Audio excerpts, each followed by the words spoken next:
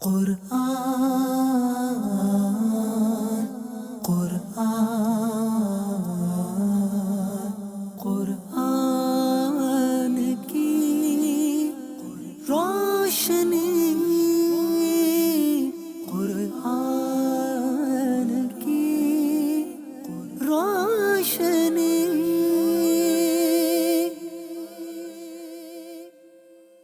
الحمدللہ رب العالمین والصلاة والسلام علی سید المرسلین، اما بعد فاعوذ باللہ من الشیطان الرجیم، بسم اللہ الرحمن الرحیم۔ الصلاة والسلام علیکہ یا رسول اللہ وعلی آلکہ واصحابکہ یا حبیب اللہ۔ الصلاة والسلام علیکہ یا نبی اللہ وعلی آلکہ واصحابکہ یا نور اللہ۔ میٹھے میٹھے اسلامی بھائیوں اور مدنی چینل کے ناظرین، سلسلہ شان نزول لے کر ایک بار پھر آپ کی خدمت میں حاضر ہوئے ہیں۔ اللہ کریم رب العزت جل وعلا ہم سب کو قرآن اور احادیث طیبہ کے مطابق زندگیاں بسر کرنے کی توفیق عطا فرمائے۔ صلو علی الحبیب صلی اللہ تعالی علی محمد صلی اللہ علیہ وآلہ وسلم، صلاۃ و سلام علیکہ یا سیدی یا رسول اللہ۔ مدنی چینل کے ناظرین، آج کا ہمارا موضوع زکوٰۃ ادا کرنے میں بخل کرنا۔ بخل ویسے ہی قابل مذمت عمل ہے۔ بخل کئی اعتبار سے انسان بخل کے اندر پڑ جاتا ہے، اور بالخصوص مالی بخل۔ جی ہاں، بخل مالی بھی ہوتا ہے اور بھی کئی اعتبار سے بخل ہوتا ہے۔ جی، جیسے یہود کی ایک عادت کو قرآن میں جگہ بجگہ یہ بھی بیان کیا گیا کہ وہ نبی کریم صلی اللہ علیہ وآلہ وسلم کی تعریف بیان کرنے میں بخل کرتے تھے، حالانکہ وہ تعریفیں ان کی پاس بھی کتاب جو ہے اس میں موجود ہیں، وہ تعریفیں تورات میں موجود ہیں، وہ تعریفیں پہلی کتابوں میں چلتی ہوئی آئیں، بیان کی ہوئی آئیں، لیکن وہ اس معاملے میں بخل کرتے تھے کہ نبی پاک صلی اللہ علیہ وآلہ وسلم کی ان تعریفات کو بیان نہیں کرتے تھے۔ اور اس سے یہ بھی پتہ چلا کہ نبی پاک صلی اللہ علیہ وآلہ وسلم کی شان بیان کرنا یہ ایمان والوں کی نشانی ہے، اور نبی پاک صلی اللہ علیہ وآلہ وسلم کی شان بیان کرنے میں بخل کرنا یہ مومن کی شان نہیں، بلکہ یہود کی یہ عادت بد ہے جو نبی پاک صلی اللہ علیہ وآلہ وسلم کی شان بیان کرنے کے اندر بخل کرتے تھے۔ تو ایک بخل وہ بھی ہوتا ہے، ایک بخل جو مین آج کا ہمارا موضوع، جس میں زکوٰۃ ادا کرنے کے اندر بخل سے کام لینا۔ اللہ تبارک و تعالی قرآن مجید فرقان حمید میں ارشاد فرماتا ہے، وَلَا يَحْسَبَنَّ الَّذِينَ يَبْخَلُونَ بِمَا آتَاهُمُ اللَّهُ مِنْ فَضْلِهِ هُوَ خَيْرًا لَهُمْ بَلْ هُوَ شَرٌّ لَهُمْ سَيُطَوَّقُونَ مَا بَخِلُوا بِهِ يَوْمَ الْقِيَامَةِ وَلِلَّهِ مِيرَاثُ السَّمَاوَاتِ وَالْأَرْضِ وَاللَّهُ بِمَا تَعْمَلُونَ خَبِيرٌ۔ ترجمہ، اور جو لوگ اس چیز میں بخل کرتے ہیں کہ جو اللہ نے انہیں اپنے فضل سے دی ہے، وہ ہرگز اسے اچھا نہ سمجھیں، بلکہ یہ بخل ان کے لیے برا ہے، اور عنقریب قیامت کے دن ان کے گلوں میں اسی مال کا طوق بنا کر، ہار بنا کر ان کے گلوں کے اندر وہ ڈالا جائے گا جو اللہ کے دیے ہوئے مال میں بخل کرنے سے کام لیتے ہیں۔ تو یہ قابل مذمت عمل ہے، اور اس آیت مبارکہ کے شان نزول سے متعلق مفسرین نے دونوں طرح کے اقوال بیان کیے۔ یہ بھی قول بیان کیا گیا کہ اس آیت سے مراد وہ لوگ ہیں کہ جو تعریف نبی صلی اللہ علیہ وآلہ وسلم کو بیان کرنے میں بخل سے کام لیتے ہیں، اور اس آیت میں یہ بھی بیان کیا گیا ہے کہ اس سے وہ لوگ مراد ہیں جو زکوٰۃ ادا کرنے میں بخل سے کام لیتے ہیں۔ تو زکوٰۃ کی ادائیگی کرنا ہر صاحب استطاعت پر جو شریعت مطہرہ نے اس کے لیے مال، طاقت، قدرت، نصاب، شرائط، ضوابط بیان کی ہیں، ان کے مطابق ان کی سالانہ جو زکوٰۃ ہے، اس زکوٰۃ کو ادا نہ کرنے والے یہ بھی بخیل کہلاتے ہیں۔ زکوٰۃ فرض ہو، اسی طرح صدقات واجبہ، جو انسان پر صدقات واجبہ ہیں، مثال کے طور پر صدقہ فطر ہیں، اس کے علاوہ اور جو اس پر واجب صدقات بنتے ہوں، تو ان میں بھی خرچ نہ کرنا یہ بھی بخل کہلاتا ہے۔ اور تیسری بات وہ کہ جن کا خرچ عرف و عادت کے اعتبار سے اس پر لازم بنتا ہے اور یہ خرچ نہ کرے، آدمی کے اوپر ان کے بچوں کا، اہل خانہ کا، اسی طرح بعض عزیزوں کے اوپر خرچ کرنا، یہ شریعت اسلامیہ میں اپنی شرائط کے مطابق اس پر لازم قرار دیا ہوا ہے۔ ان میں خرچ نہ کرنے والا بخل سے کام لے تو یہ بھی قابل مذمت ہے۔ تو یہ اس طرح کے یہ بخل کی جو ہے وہ تعریف کی، گویا کہ انہی کلمات میں، جن کو میں نے تھوڑا سا وضاحت سے کھول کر بیان کر دیا کہ جہاں شریعت کسی معاملے میں خرچ کرنا واجب کر رہی ہو وہاں خرچ نہ کرنا، یا جہاں پر ہمارے عام روٹین میں بھی عرف و عادت کے اعتبار سے بھی اس پر لازم بنتا ہو اور وہاں وہ خرچ نہ کرے۔ بخل بہت برا عمل ہے۔ بخیل شخص اللہ کو پسند نہیں ہے۔ بخیل شخص یعنی اللہ تبارک و تعالی کو جو شخص ناپسند آتا ہے، اس مالی طور پر خرچ کرنے کے طور پر اور خرچ نہ کرنے کے اعتبار سے بخیل ہے اس کیٹیگری میں جس کو اللہ پسند نہیں فرماتا ہے۔ اللہ اس آدمی سے ناراض ہوتا ہے۔ نبی کریم صلی اللہ علیہ وآلہ وسلم نے ارشاد فرمایا کہ بخیل شخص جو بخل کرتا ہے، آقا صلی اللہ علیہ وآلہ وسلم نے اس کے لیے بیان فرمایا کہ وہ بخیل اللہ سے بھی دور ہے، وہ بخیل جنت سے بھی دور ہے، اور وہ بخیل لوگوں سے بھی دور ہے اور جہنم کے قریب ہے۔ بخل کرنے والا وہ جہنم کے قریب ہے، جنت سے دور ہے، وہ اللہ سے بھی دور ہے اور وہ لوگوں سے بھی دور ہے۔ اور اس کے مقابل میں سخی آتا ہے، تو جب سخی کو بیان کیا تو پھر یہ ارشاد فرمایا السخی قریب من اللہ، سخی اللہ سے قریب ہے۔ اور سخی کے بارے میں کہا قریب من الناس، سخی لوگوں سے بھی قریب ہے۔ سخی کے بارے میں یہ ارشاد فرمایا گیا کہ وہ سخی قریب من الجنہ، وہ جنت سے بھی قریب ہے، بعید من النار، اور دوزخ سے بہت دور ہے۔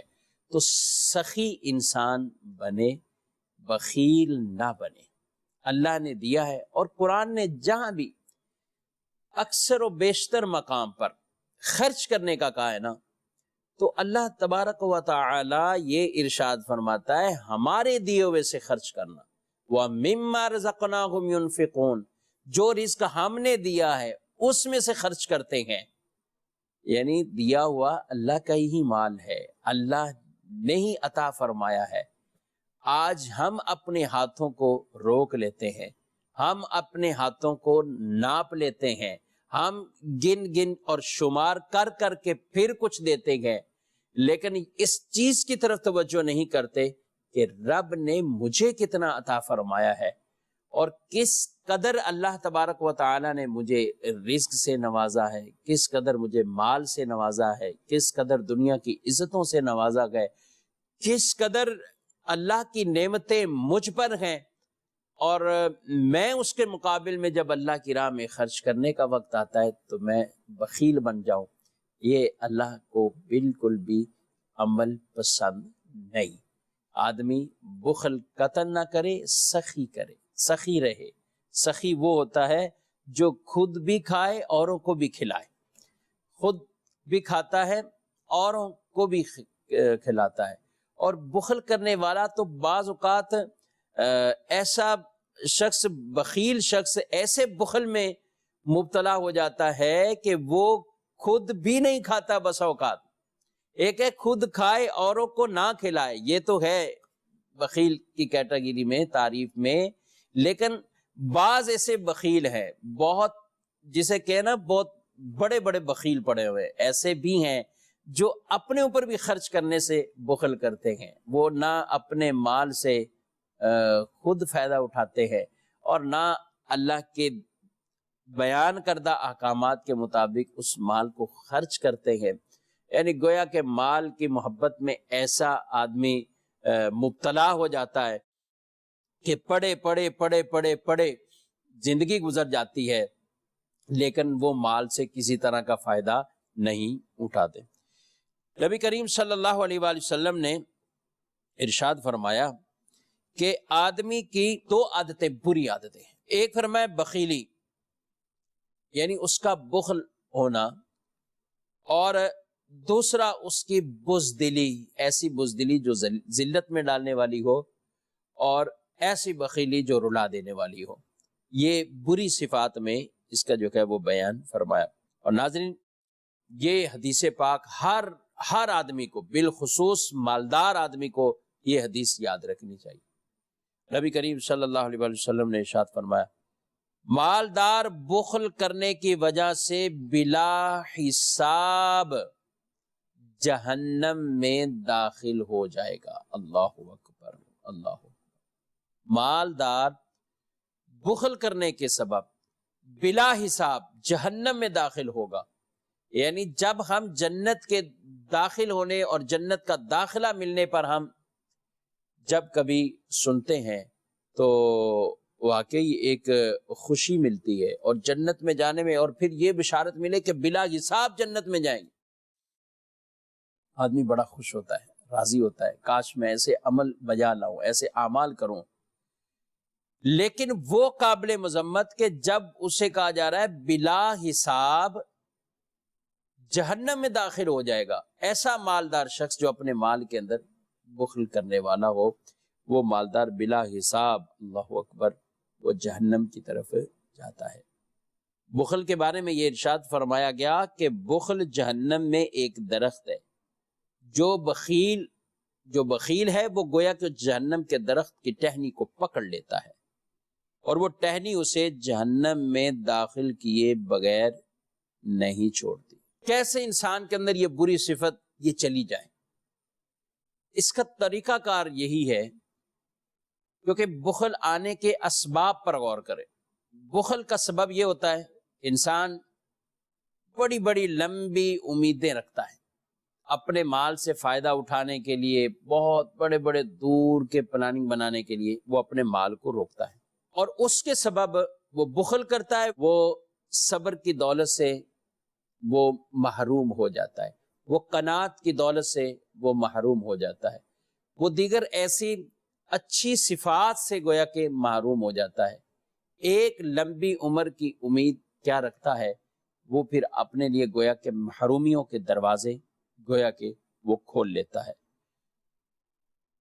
تو اس اعتبار سے اس کا علاج یوں کریں کہ بخل کی جو مذمتیں قرآن اور حدیث میں بیان کی گئی وہ آدمی پڑھے، ان کو دیکھے کہ اللہ نے کتنا ناپسند فرمایا ہے اور کتنا اللہ نے ان سے ناراضگی فرمائی ہے جو لوگ بخل کے اندر مبتلا ہوتے ہیں۔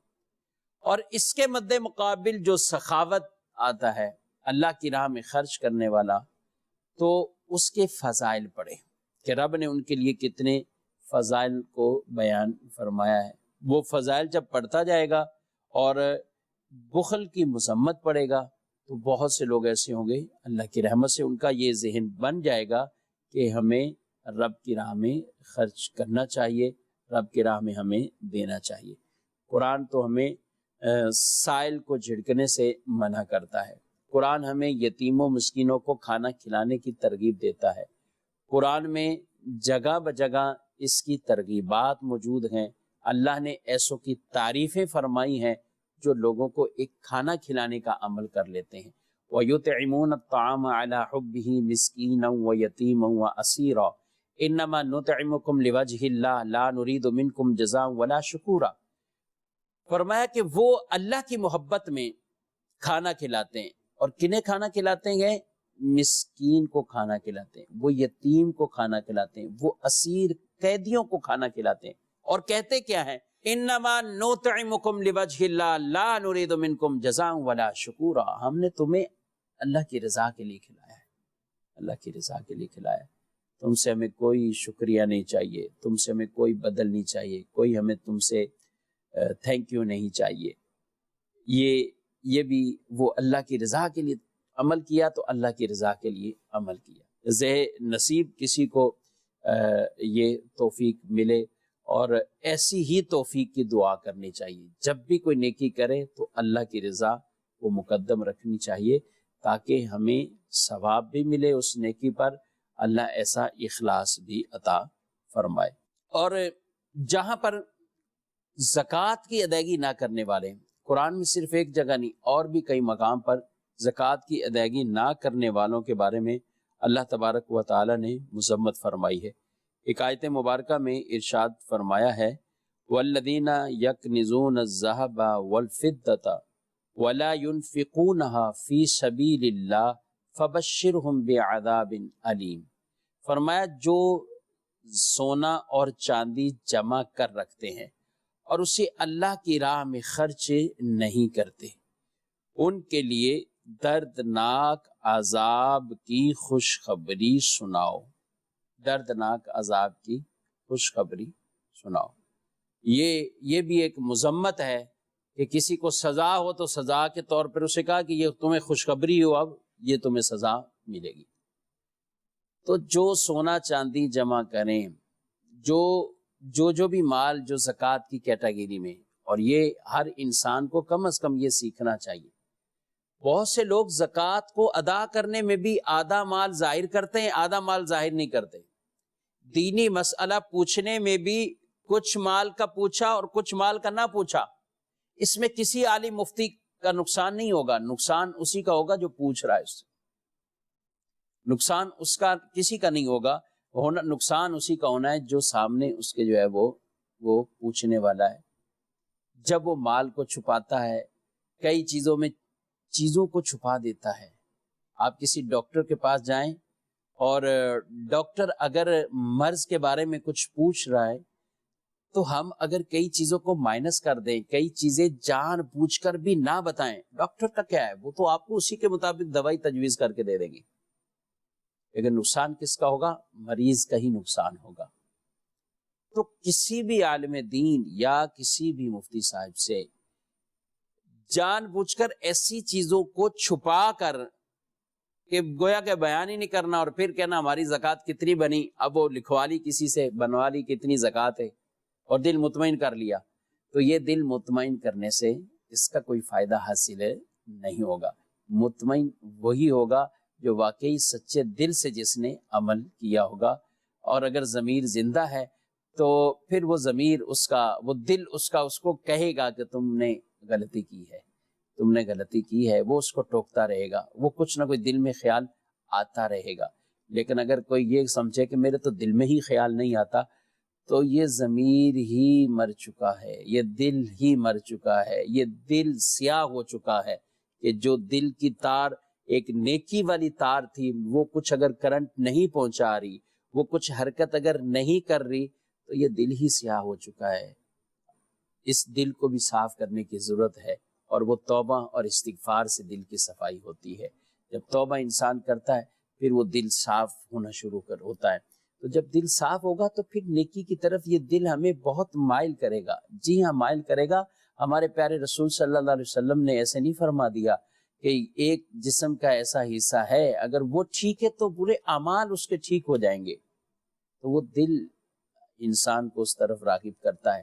قلب محمود نبی کریم علیہ الصلوۃ والسلام نے فرمایا بہترین لوگ وہ ہیں جو قلب محمود والے ہیں، جن کے دل اچھے ہیں، جن کے دل ستھرے ہیں، وہ بہترین لوگوں میں ان کو آپ صلی اللہ علیہ وسلم نے ارشاد فرمایا۔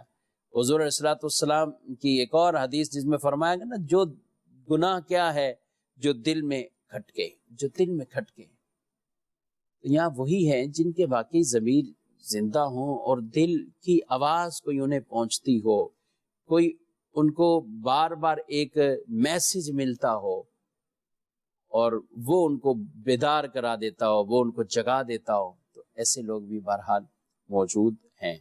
تو زکاتیں جو ادا کرنی ہیں وہ جتنے اموال زکات ہیں پہلے تو ان کو لے لیجئے. سونا ہے اور چاندی ہے، کرنسی ہے، اس کے علاوہ پرائز بونڈ ہے، مال تجارت ہے، اور چرائی پہ چھوٹے ہوئے جانور ہیں. جانوروں کی ایک اپنا نصاب ہے، اس کی اپنی ڈیٹیل اور تفصیل ہے. جس کے پاس جانور ہو اور وہ اس کیٹیگری میں آتے ہوں، اور وہ پھر الگ سے اپنی ان چیزوں کو ان کو وضاحت سے پوچھ لینا چاہیے.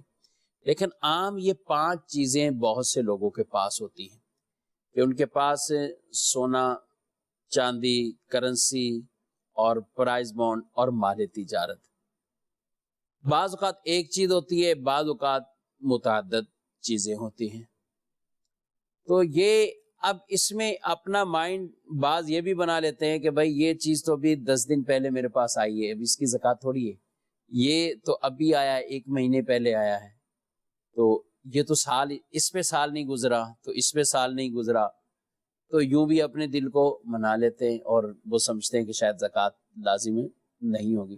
حالانکہ جو خود صاحب نصاب ہے، نصاب اس کا چلتا ہوا آ رہا ہے اور اسی پر ہی اس کی زکوٰۃ کی ادائیگی کا جو ہے وہ معاملہ ہوتا ہے، جو اس کا سال چلتا ہوا آ رہا ہے اور وہ صاحب نصاب شخص ہے. اب اس کے پاس اگر مال آیا ہے تو وہ مال اسی میں ہی ضم ہو جائے گا، مل جائے گا، جمع کیا جائے گا. ہر مال پر سال الگ سے گزرنے کی یہ شرط نہیں ہے. تو اس طرح کی بہت سے لوگ غلط فہمیوں میں پڑ جاتے ہیں. تو ان چیزوں کو دیکھنا چاہیے، کتنی کتنی میرے پاس جو چیزیں ہیں. اگر کسی کے پاس صرف سونا ہو، صرف سونا ہو، صرف سونا ہو، اس کے علاوہ نہ اس کے پاس چاندی ہو، نہ اس کے پاس کرنسی ہو، نہ پرائز بونڈ ہو، نہ اس کے پاس کوئی کسی طرح کی دیگر اور اموال تجارت میں سے ہو، تو پھر اس کا نصاب شریعت نے 7.5 تولے رکھا ہے. اور اگر اس کے پاس سونا ہے اور سونے کے ساتھ چاندی ہے، یا سونے کے ساتھ اس کے پاس کرنسی ہے، پرائز بونڈ ہے، اس طرح کی چیزیں، تو آپ ان دونوں کو ملا کر جب دیکھیں گے کہ یہ 52.5 تولے چاندی کے برابر یہ پہنچ جاتا ہے، تو یہ صاحب نصاب ہے، یہ صاحب نصاب ہے. تو ان چیزوں میں یہ فرق اپنے طور پہ ہمیں خود ہی مسئلہ ذہن میں آنا، خود ہی سمجھ لینا، کسی مفتی سے مشورہ بھی نہ کرنا، تو یہ بات بھی قابل مذمت ہے. اور اس میں یہ ایک وجہ بھی بنتا ہے کہ زکوٰۃ کی ادائیگی کرنے میں انسان بخل کر رہا ہوتا ہے. تو اس لیے زکوٰۃ جو ہے وہ اب صحیح معنوں میں درست طریقے سے جتنی زکوٰۃ بنتی ہے ان زکوٰۃوں کو اتنے اعتبار سے خرچ کرنا، یہ ہماری شرعی، اخلاقی، ہر اعتبار سے یہ ہماری ذمہ داری ہے. صحابہ بعض مالدار تھے، بہت مال تھا، لیکن پھر اس طرح کے معاملات نہیں ہوتے تھے. جب خرچ کرنے کا وقت آتا تھا پھر وہ خرچ کرتے تھے، پھر وہ دیتے تھے، پھر اللہ کی راہ میں خرچ کرتے تھے. دنیا کی یوں مذمت نہیں ہے، کمانے کی بھی یوں مذمت نہیں ہے. آپ لاکھوں کیا کروڑوں کمائیں، کروڑوں کیا آپ اربوں کمائیں، شریعت آپ کو منع نہیں کرے گی. کب تک؟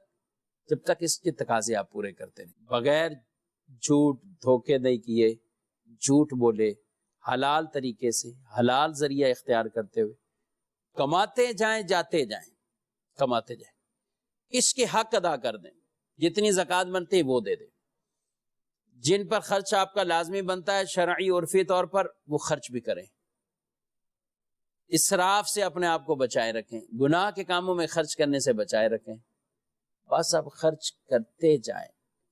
اور آپ یہ جو خرچ بھی کریں گے نا، اس میں یہ بھی ثواب کا کام ہے. آپ کسی کو کھانا کھلائیں، ثواب کا کام ہے. گھر والوں کی کفالت کریں، ثواب کا کام ہے. بچوں کی پرورش کریں، ثواب کا کام ہے. اچھی نیتیں تو ہوں. تو جتنا آدمی کماتا جائے، جتنا بھی کمانا ہے وہ کمائے، لیکن شریعت کے تقاضے پورے کرتا جائے، تو بس جتنا بھی مالدار بنتا ہے. ایک آدمی کو دیکھا رسول اللہ صلی اللہ علیہ وسلم کے سامنے صحابہ نے عرض کی، یا رسول اللہ یہ دنیا کمانے میں کتنا بھاگ دوڑ کر رہا ہے، کتنی محنت کر رہا ہے، ادھر سے ادھر، ادھر سے ادھر. آپ علیہ الصلوۃ والسلام نے ارشاد فرمایا کہ اگر یہ اس لیے کماتا ہے، اور یہ بھاگ دوڑ اور کوشش اس لیے اس کی ہے کہ یہ اپنے آپ کو کسی کے آگے ہاتھ نہیں پھیلائے، جس کی کفالتیں اس کے ذمے ہیں ان کو کھلائے گا۔ تو کہا یہ ساری کوششیں، بھاگ دوڑ کرنا، محنت کرنا، یہ فی سبیل اللہ ہے، اللہ کے راستے میں۔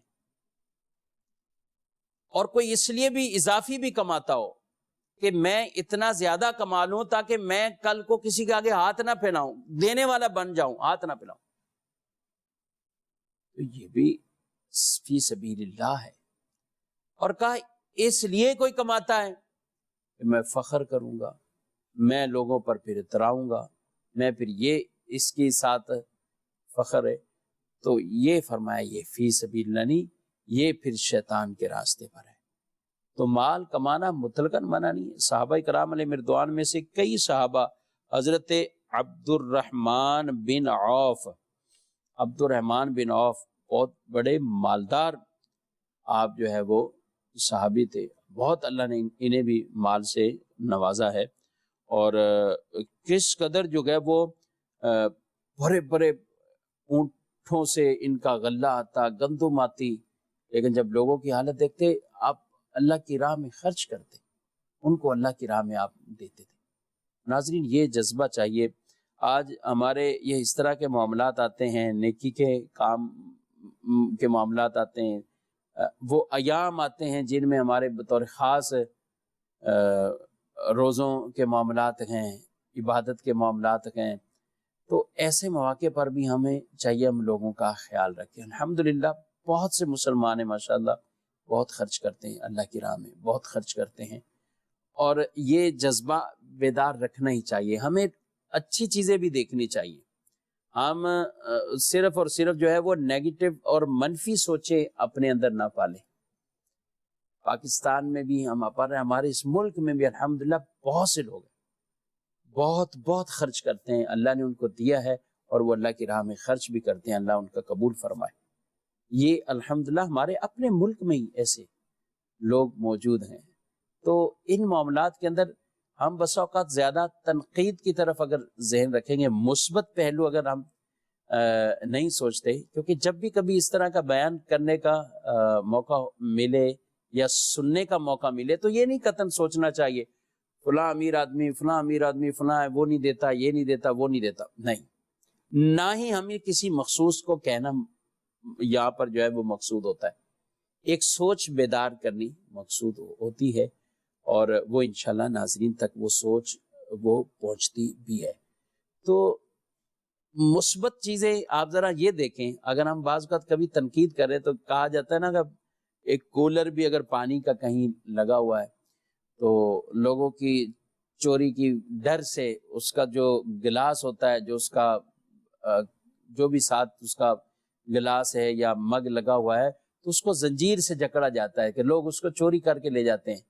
اب یہ چیز ایک نیگیٹو یوں تو بیان کر دی گئی کہ دیکھیں ایسے بھی لوگ ہیں جو گلاس کو بھی نہیں چھوڑتے، تو بھائی یہ نیگیٹو آپ نے بیان جو ہے وہ اس کا کر دیا، لیکن آپ یہ بھی تو دیکھیں ایسے لوگ بھی ہیں کہ جنہوں نے اس ٹھنڈے پانی کے پورا کولر وہ لوگوں کے پانی کے لیے مہیا کیا، یہ بھی تو آپ دیکھیں۔ تو یہ کسی مالدار نے کیا ہوگا، کسی صاحب استطاعت نے کیا ہوگا، کسی ایسے نہیں کیا جس کو اللہ نے دیا وہ اللہ کی مخلوق کو پانی پلا رہا ہے۔ تو یہ کام کرنے والے بہت ہیں ماشاءاللہ۔ حدیث میں فرمایا تیرے جب گناہ بڑھ جائیں تو لوگوں کو پانی پلاؤ، لوگوں کے ساتھ اچھا سلوک کریں، بھلائی والا سلوک کریں، مخلوق کے ساتھ فائدے والے کام کریں، انشاءاللہ ہماری آخرت بہتر بن جائے گی۔ اللہ کی رضا کے لیے یہ اعمال کرنے چاہیے۔ آپ اپنے عزیزوں کو بھی دیں، اچھا لگے گا، ان کو اچھا لگے گا، آپ ان کو پہنچائیں، ان کو یہ کھانے کی چیزیں آپ دیں، ایسا راشن عزت کے ساتھ مہیا کر دیں، غرباء میں ایسی تقسیم کاری کر دیں، تو انشاءاللہ بڑی فضیلتیں پائیں گے۔ سحر و افطار کے معاملات کسی کے لیے مہیا کر دیں، انشاءاللہ بہت شان پائیں گے، بہت فضیلتیں پائیں گے۔ اللہ کریم رب العزت جل وعلا ہم سب کو کثرت سے صدقات کرنے کی توفیق بخشے، اور بخل کی اس بری عادت اور بری صفت سے مجھے، آپ کو، تمام کو اس سے اللہ محفوظ فرمائے۔ جمعرات کو دعوت اسلامی کے افتخار سنتوں بھرے اجتماعات کا سلسلہ ہوتا ہے. آپ بھی اپنے شہر میں، اپنے علاقے میں جہاں کہیں اجتماع کا سلسلہ ہوتا ہے آپ وہاں پہنچیے اور اس سنتوں بھرے اجتماع میں شرکت کیجیے.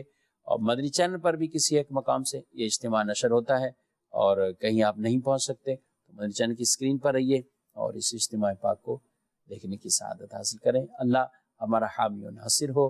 اللہ تبارک و تعالی ہمیں اپنی بارگاہ سے، اپنے خزانوں سے رزق حلال وافر ایسا نصیب بھی فرمائے اور ایسا دل بھی عطا فرمائے کہ ہم اللہ کا دیا ہوا مال اللہ کی راہ میں خرچ کرے، اللہ کی راہ میں، نیک کاموں میں، مساجد میں، مدارس میں، غرباء میں، یتیموں میں، مخلوق خدا پر خرچ کرتے ہوئے اے کاش ہمارے ایام گزریں.